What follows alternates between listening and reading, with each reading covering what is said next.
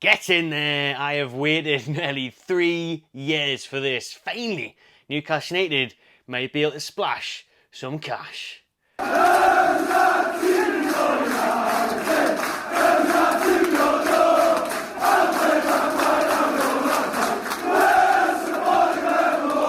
Yes, people, welcome back to the Magpie Channel TV. Even though we've got a video dropping at 7 PM tonight that was recorded this morning with Big Steve from Man City, the YouTuber there. Brilliant show. Have a watch of that when it comes out at 7. We'll talk about Eddie Howe's future, the City takeover, Newcastle's, FFP, all of that. Look towards Saturday's game. City wanting Bruno Guimaraes. Loads of stuff we'll talk about in this 25-minute video this morning. So make sure you watch that one when it comes out at 7 PM. But I've got to jump on quickly to talk about this afternoon's news. Big news.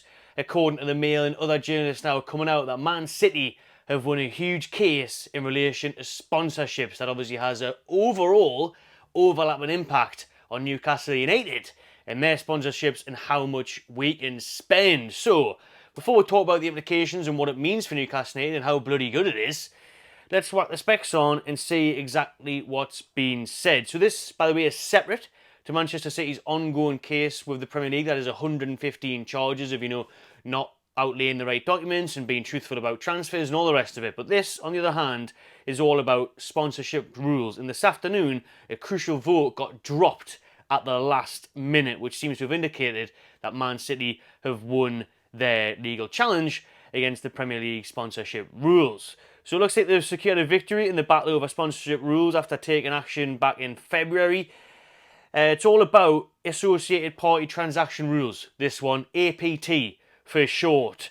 And that is all about unlawful rules that the Premier League put in place according to Man City. So Manchester City have claimed that the APT rules, which are aimed at preventing clubs from penning inflated sponsorship deals with companies linked to their owners, were unlawful and claimed damages. A 2-week hearing was held and the results are yet to be made public. So let's not get too carried away on this one, even though we kind of are. And I've seen loads of other people go mental for it. Newcastle United Twitter in particular is absolutely buzzing for it. Let's wait until it's official, but a lot of journalists are reporting this now that is the case, so we can get excited. So the rules which were introduced in, yes, you guessed it, December 2021, yes, you guessed it, because of Newcastle United's takeover, the new rules got put in because of that, saying that because of the Saudi-led takeover, the Premier League essentially wanted to stop inflated deals. Newcastle, maybe, for example, how we are sponsored by Salah, saying that, well, the Salah sponsorship shouldn't be worth X amount, it's only worth this amount per season. So it had to be all fair and all of that. Man City put forward that was only brought in as well to stop them getting more successful, to end their successful run. They said it was a tyranny of the majority, arguing the league system of requiring at least 14 clubs, 2/3 of those who vote, to greenlight the rule change is unfair. City couldn't comment on this one, but essentially it looks like they have won that case, which in turn means it's unbelievable news for Newcastle United, because now, as you can see on my sleeve, the likes of Noon, the likes of Salah, everything else, we're going to increase it now. Increase it. This is what we need to be doing now. We need to have a bit more balls, if you ask me, because Man City have got the cojones. They are taking action. They are taking people to court. They are trying to win things. It's like we just bottle it. Oh yeah, we'll sell Anderson. We don't want a points deduction.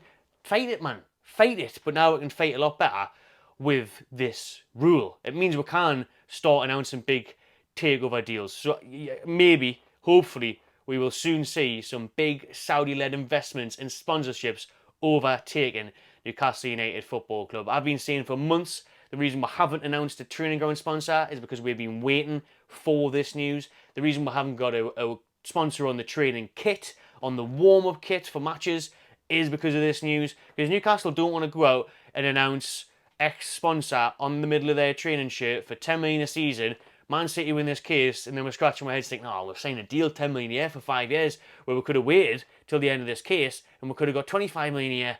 That's what we're going to do. And it's been mind-blowing that we've spent 10 million on the current training ground, haven't announced a new one, but on the current one, we haven't announced a sponsor.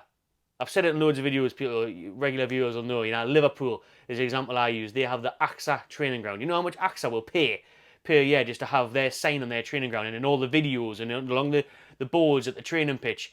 That's exactly what Newcastle United need.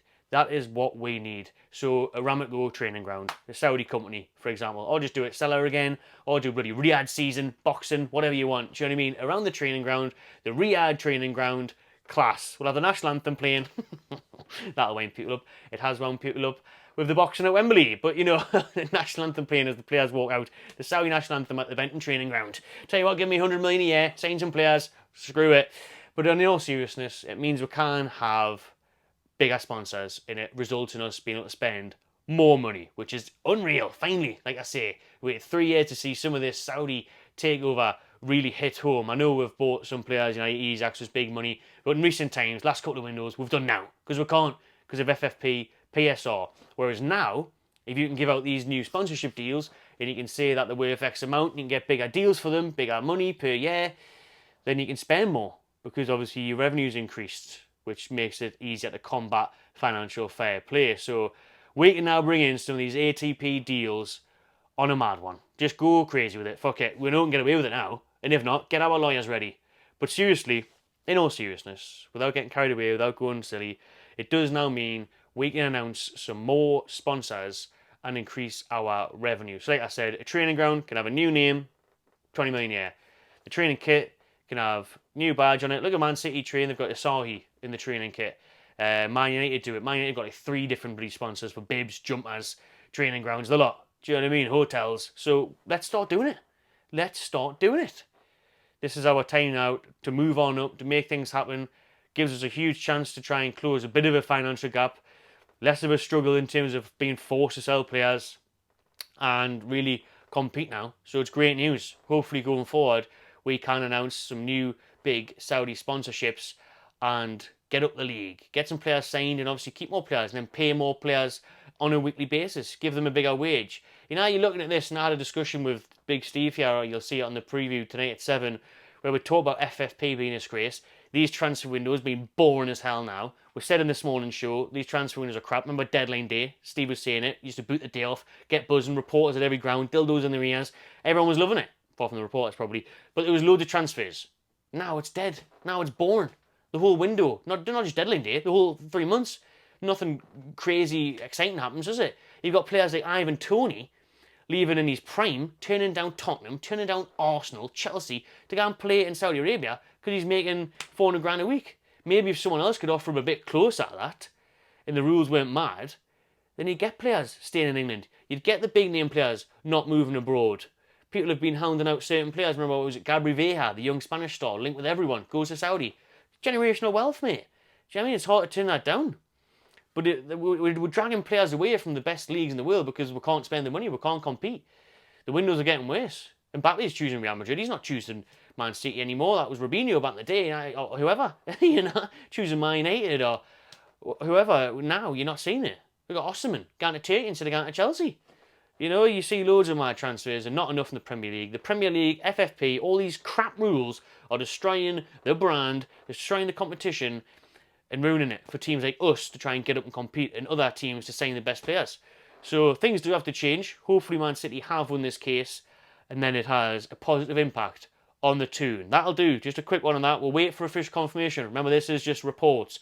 Lots of journalists saying it. I think 1 or 2 might have just came out in the last few minutes saying that you know, doubting whether they have won it or not, but the majority are definitely saying they have. We'll wait and see. Fingers crossed, because it'll benefit us going forward. Cheers for watching, everyone. Drop your thoughts in the comments below. Give us a subscribe. Give us a like. And I'll see you on the next one.